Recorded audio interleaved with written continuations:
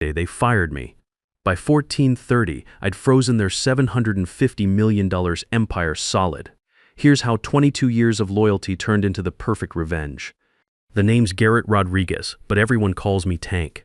I'm 49 years old, and for the past 22 years, I've been the invisible backbone holding Ashford Freight Systems together. You don't know me, but if you bought corn in Chicago, beef in Denver, or farm equipment after a tornado, I'm the reason it got there on time.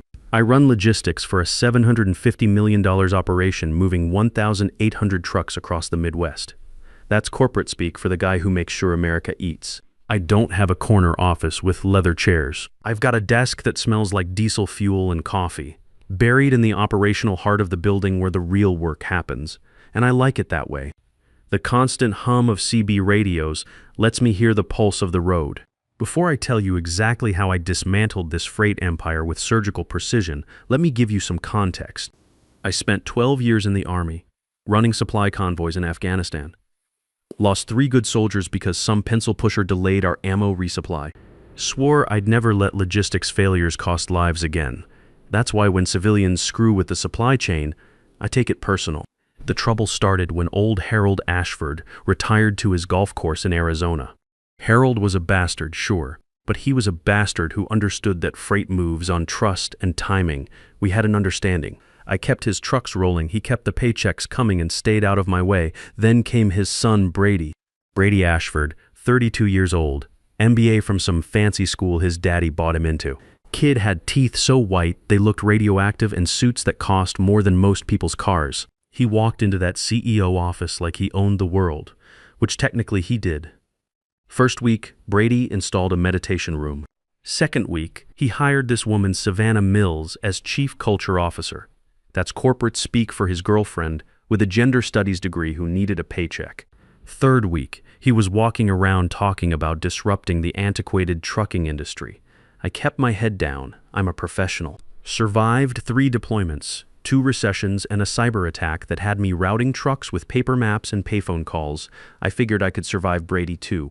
The friction wasn't immediate. It was like a slow leak in a hydraulic line. Brady didn't like me. I was legacy. I was analog.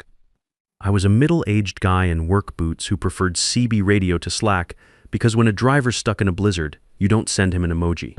To Brady, I was obsolete. To me, he was like a second lieutenant fresh out of West Point. Dangerous because he had authority but 0 field experience. The breaking point came during harvest season. Peak time, everything moving at once. Corn from Iowa, soybeans from Illinois, wheat from Kansas. I was working 14-hour days, coordinating with farmers whose entire year depended on getting crops to market before the weather turned. That's when the email landed. Subject: mandatory team building excellence retreat. Brady wanted all senior staff at some resort in Wisconsin for a weekend of trust exercises and corporate synergy workshops. Same weekend, I had 40 trucks moving temperature-sensitive grain shipments for drought-affected farmers. I hit reply, Brady, can't make the retreat. Got critical agricultural loads running Saturday. One delay could cost these farmers their entire season. My son Jake's counting on that pension fund staying intact too. Have a good weekend. Tank, professional, respectful, reasonable. I was wrong to think that mattered. Monday morning, the office felt different.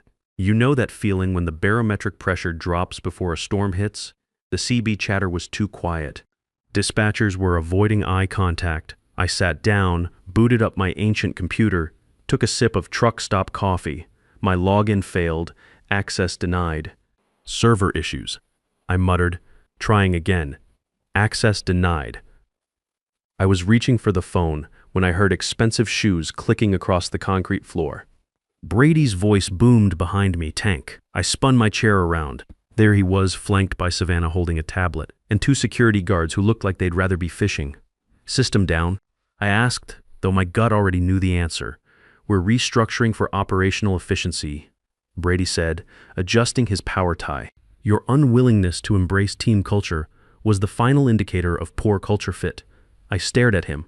The silence stretched tight as a load strap. You're firing me because I chose work over your trust exercises. It's about alignment. Savannah chimed in, her voice all corporate buzzwords and 0 substance. We need people who vibrate on our frequency. I looked at Savannah.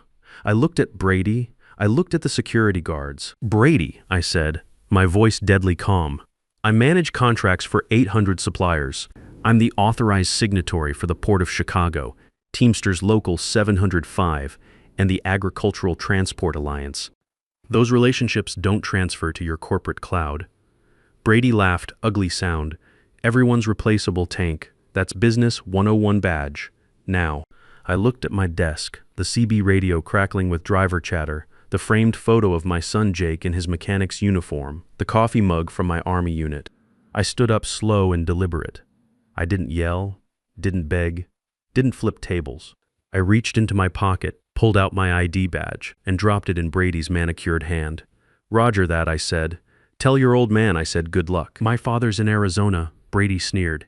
"He doesn't care about the help. He will," I said, grabbing my jacket and Jake's photo. "By 1400 hours, your first truck convoy's gonna hit the way station in Toledo. By 1430, your entire network's gonna realize the heart just got ripped out of the body." I walked out. Elevator doors closed on Brady's smug face. I checked my watch. 0930 hours. Time to execute Operation Shutdown. The parking lot air tasted like diesel fumes and freedom. I walked to my 2018 Ford F9S250, the one with battle scars from 1,000 loading dock encounters. Tossed my jacket and Jake's photo onto the passenger seat. Most people, when they get fired after 22 years, they panic. They think about the mortgage, health insurance, their identity. Part of me was running those calculations. I'm a single dad. Jake's tuition at trade school isn't cheap. That $20 million pension fund better stay intact.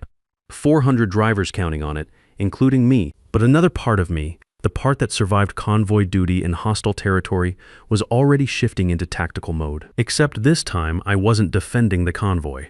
I was the incoming threat. I pulled out my personal cell. Thank God I never mixed business with personal communications. My contact list read like a who's who of Midwest logistics. Not official channels, but the emergency numbers. The ones they called when things went sideways. I didn't send a mass email.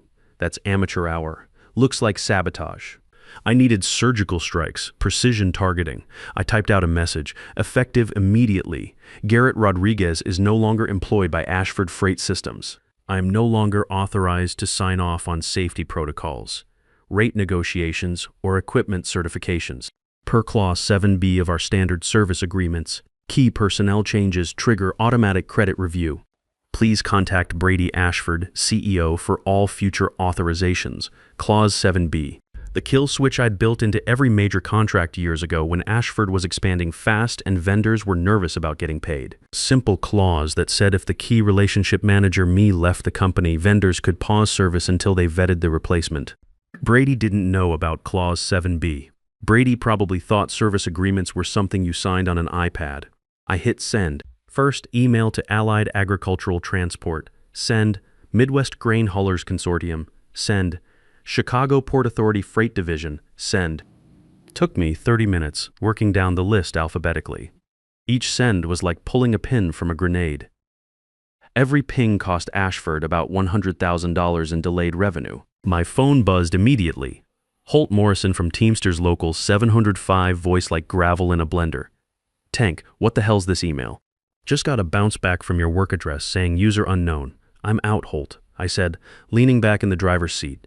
Brady cut me loose this morning. "Culture fit issues. Culture fit," Holt barked a laugh. "Does this college boy know we got 200 drivers moving grain loads today? Temperature-sensitive cargo that'll spoil if we sit around?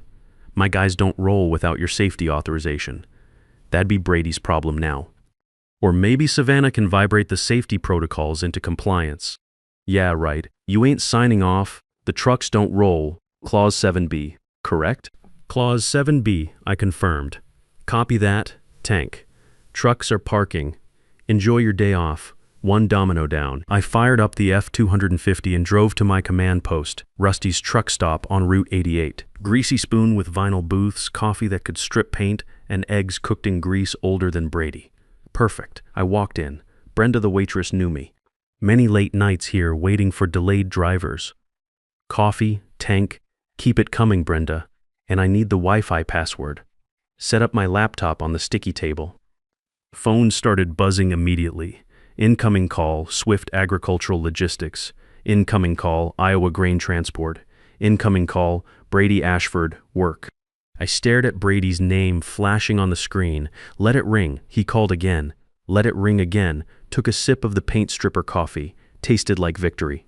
I opened my tracking app, publicly available system that monitored truck movements. Red dots were appearing across the map. Red meant stationary for more than 30 minutes. Cluster of red dots forming outside Chicago. That'd be the grain terminal. The security codes for the loading bays updated weekly. I used to text the new codes to drivers every Monday. Today was Tuesday. The system required manual authorization reset. I hadn't done the reset before Brady escorted me out. Brady probably thought those gates opened by magic or the sheer force of his business degree. Phone buzzed. Text from unknown number, 312 area code. Mr. Rodriguez, this is Peterson. Dispatch for Central Illinois Ag Transport. Our drivers are locked out of the Ashford Terminal in Chicago. Your office is unresponsive. Are we in breach? I typed back. Mr. Peterson, I no longer work for Ashford. Refer to Clause 7B. Cannot authorize access. Good luck. 3 minutes later, another red dot appeared on my map. Chicago Terminal was frozen. My phone lit up like a Christmas tree. Every vendor, every driver, every partner I'd worked with over 2 decades was calling. The network was realizing the nerve center had been severed. At 12:30 hours, my phone rang. Not Brady this time. The frantic voice of Savannah Mills. This is Tank, I answered. Voice calm and professional. Tank, she shrieked.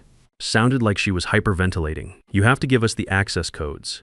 The drivers are calling the police, Savannah. I don't have access codes.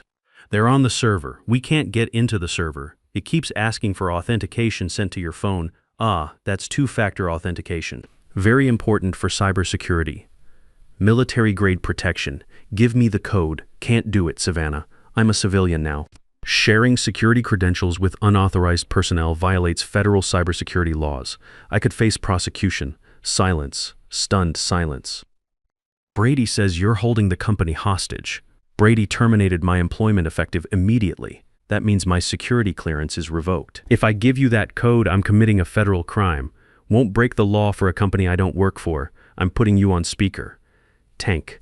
Brady's voice, tight with barely controlled panic. Stop playing games. Give us the code or I'm suing you for corporate sabotage. Brady, you fired me for culture fit. Said I was replaceable. Surely your agile leadership team can figure out password recovery through your IT provider. We called IT. They said the account administrator has to authorize reset. That's you. Sounds like a flaw in your org chart. I'd suggest calling IT's emergency line. Costs about $5,000 per hour, but they can override it in maybe 24 hours, 24 hours. Brady exploded. We have 300 tons of soybeans sitting in Iowa. It'll spoil. Soybeans are tricky. Time-sensitive commodity. Did you renew the climate control contracts for the storage facilities? Those expire monthly. I usually handle that manually because the automated system glitches. Thud sounded like someone punching a desk. Fix this. Tank. Come back and maybe we won't destroy you. Are you offering me my job back? I'm offering you a chance to not be ruined. No thanks. I'm busy. Got some classic truck restoration to catch up on. Very therapeutic. I hung up. Hand was shaking slightly. Not from fear, but from adrenaline. I just hung up on a CEO. Felt pretty good. Checked my map. More red dots. Miami cold storage facility. That'd be the refrigerated units losing power because the fuel cards bounced. I texted Royce Jackson, the cold storage foreman. Royce, it's Tank. I'm out. The kid's driving the bus off a cliff. Fuel cards are gonna bounce. Don't let the driver sit there burning diesel. Hook up to shore power at your facility. Emergency contingency account 775-1B. I set it up 2 years ago. Royce texted back. Roger, Tank. Heard the news. We got you. Screw the rich kid. We'll save the product, but no trucks move till you say so. That's when I realized I wasn't unemployed. I was freelance. My currency was influence, built over 22 years of keeping my word and taking care of people. Time to be proactive. I thought about who'd benefit most from Ashford's collapse. Global Transport Corporation. Their regional VP, Clayton Weber, had been trying to recruit me for years. I always said no out of loyalty to Harold. Loyalty's a two-way street. Brady had just paved over it with his BMW. I dialed Clayton's number. He answered immediately. Tank Rodriguez, what do I owe the pleasure? I'm available, Clayton. Available? Fired this morning. Pause? Expensive pause. Where are you? Rusty's truck stop. Route 88. Stay there. I'm sending a car. Clayton, one thing. I'm not coming alone. I'm bringing the Port of Chicago, Teamsters Local 705, and the Agricultural Transport Alliance. I'll send the limo. Black Lincoln Town car pulls up to a truck stop, sticks out like a diamond in a coal pile. Driver opens the door. I grab my laptop bag and climb in. Smells like success and air freshener. As we cruise toward downtown Chicago, I check the industry news on my phone. Nothing on mainstream media yet. Logistics is boring until it breaks. But the trade websites are lighting up. Transport Topics headline. Ashford Systems reports major IT outage. Grain shipments stalled. Freight Insider. Who is Tank Rodriguez? Why truckers won't roll for Ashford. I'm trending in the nerdiest corner of the internet. Fame is weird. Then a news alert pops up that makes my blood run cold. Breaking. Incident report. Ashford freight vehicle involved in multi-truck pileup on I-80. Hazmat spill reported. I call Holt immediately. He answers before the first ring completes. Tank, tell me you saw the news. I saw it. Was it one of our guys? No, but listen, it was a scab driver. Non-union guy Brady hired off some app an hour ago because we refused to move the load. My stomach drops. What kind of load? Industrial solvent. The kid didn't have hazmat endorsement. Tank took a curve too fast, jackknifed. Leaked chemicals all over the interstate. EPA's on scene.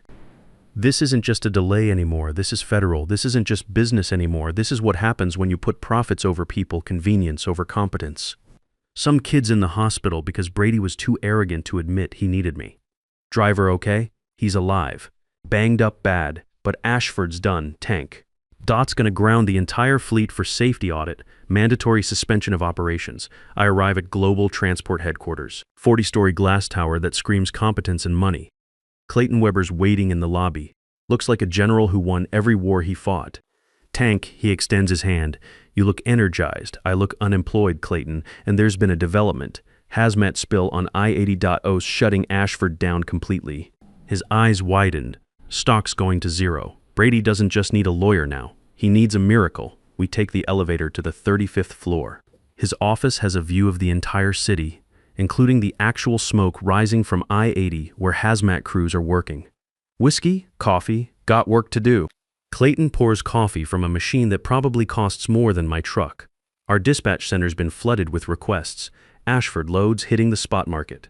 Rates going through the roof. Brady's panicking. He's trying to cover the loads but doesn't have the driver relationships. Plus my boys won't roll for him anyway. What do you want, Tank? VP title? Corner office? We can beat your salary by 20%. I don't want a job, Clayton. I want autonomy. I want to build a division within global strategic agricultural operations. I bring my vendor network, my driver relationships, my reputation. I run it my way. No interference from your marketing department. I report to you, period. You're asking for your own kingdom. I'm offering you an empire. By tomorrow, their major clients, ADM, Cargill, Tyson Foods, will be looking for a lifeboat. I can be that lifeboat. Clayton smiles. Predators smile, but honest. Deal. But I need the Port of Chicago transferred immediately. We've got grain backing up, done. Get me a contract, my phone buzzes. Text from Jake. Dad, seeing news about Ashford on trucking websites. You okay? I text back. Affirmative, son. Tactical redeployment in progress. Focus on your welding cert. This is handled. While we're waiting for legal to draw up contracts, my phone rings. Spencer Barnes, Ashford's lawyer. Tank, you need to know. Harold's plane just landed. He doesn't know about the accident yet, but he knows the stock's crashing. He's furious. Thanks for the heads up, Spencer. I grab my jacket. Clayton, draw up those papers. I got to meet a very angry father. Drove to the private airfield where Harold's Gulfstream was scheduled. Parked by the fence, watching his jet taxi to the hangar.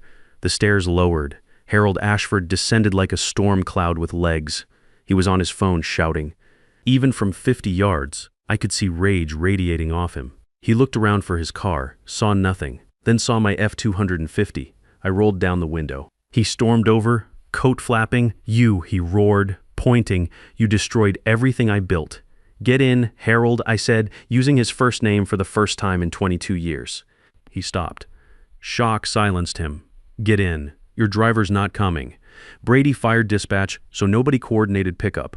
Flight's early anyway. I'm the only ride you got." He stared at the empty parking lot, looked at his phone, probably blowing up with disaster reports, yanked the door open, climbed in. "Drive," he growled, and explained why my life's work is worth half what it was this morning. Seatbelt. Harold. It's a long story. Starts with trust exercises and ends with your son's incompetence. We peeled out onto the highway. "You destroyed my legacy," he said, staring out the window. "No, Harold. I built your legacy. Brady destroyed it. I just stopped holding the pieces together." Mile of silence, then the accident. Spencer mentioned hazmat spill on I-80. "Your son hired an unqualified driver through a smartphone app because my union guys wouldn't roll. Kids in the hospital, EPA's scrubbing chemicals off the interstate. Dots grounding your entire fleet." He turned to look at me, eyes like blue steel. "How bad? Bad. EPA fines will bankrupt your liquid reserves. That's before wrongful injury lawsuits when investigators find out your CEO hired a non-certified driver for hazmat cargo. So you want your job back? Raise? Want me to fire Brady? I don't want my job back, Harold. I'm done just doing this courtesy ride so you don't hear it from CNN. Hear what? That I'm taking the entire supply network to global transport. Port of Chicago signed the transfer 2 hours ago. Most of your vendors are following." Silence in the truck was deafening. Sound of an empire ending. "You wouldn't, I already did. Clayton Weber made me an offer I couldn't refuse. VP of Strategic Agricultural Operations, my own division, full autonomy. Strange thing happened. He slumped back and started laughing. Dry, bitter chuckle. Clause 7B, he muttered. "I remember when you wrote that. Told you it was overkill. It was insurance, Harold. You just cashed the policy." We were approaching headquarters. Police lights flashing, news vans on the lawn, EPA hazmat trucks. Looked like a federal crime scene. "Drop me at the loading dock," he said. Drove around back to where I'd started 22 years ago. He opened the door, paused, tank. "If I fire Brady right now, clean house completely, will you stay?" I looked at the loading dock, the crumbling concrete, the empire I'd built with sweat and stress and 22 years of my life. "Negative, Harold. Too much damage done, but I'll make you a deal." "What kind of deal?" "That $20 million pension fund your son's about to lose to legal fees? Those 400 drivers counting on retirement? Global will assume the liability if you sell us Ashford's assets for $1. Clean transfer. Your people keep their benefits." His face went white. "Sell my company for $1?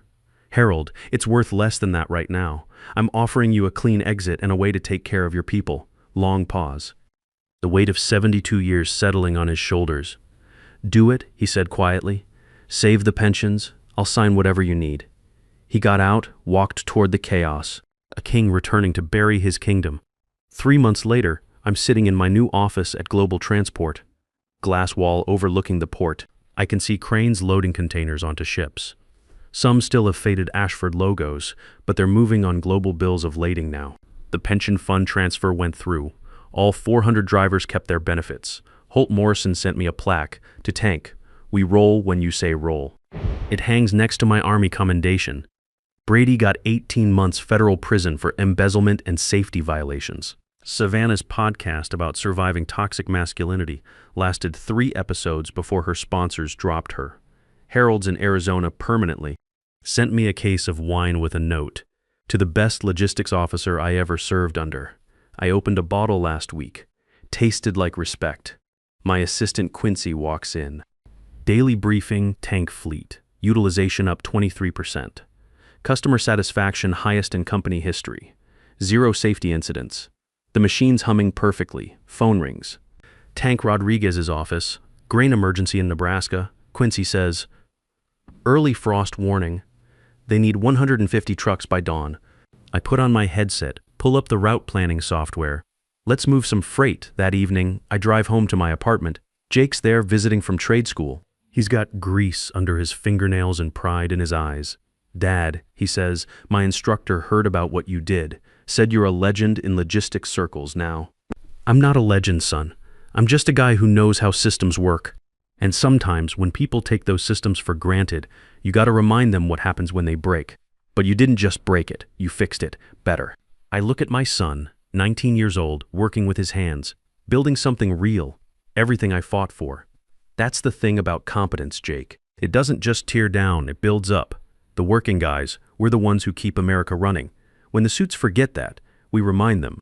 6 months later, Jake graduates trade school with honors, calls me his hero. Funny thing is, I didn't destroy Ashford to be a hero. I did it because sometimes competence has to remind privilege who really runs the world. And in America, that's still us working guys who know how to get things done. The pension fund's secure, the drivers are working, the freight keeps moving. And somewhere in Arizona, Harold Ashford is learning that respect isn't inherited, it's earned, one honest day's work at a time. Thanks for listening, brothers. Sometimes the system needs a hard reboot. Sometimes you gotta pull the plug before you can power back up stronger. Hit that subscribe if you believe competence beats connections every single time. Tank out. In 22 years, I learned that systems don't run on technology or money. They run on relationships and trust. Break that trust. And no amount of corporate buzzwords can hold the machine together. The real power in America isn't in corner offices or board meetings. It's in the hands of people who actually know how to make things work. And when we decide to stop working, the whole house of cards comes down.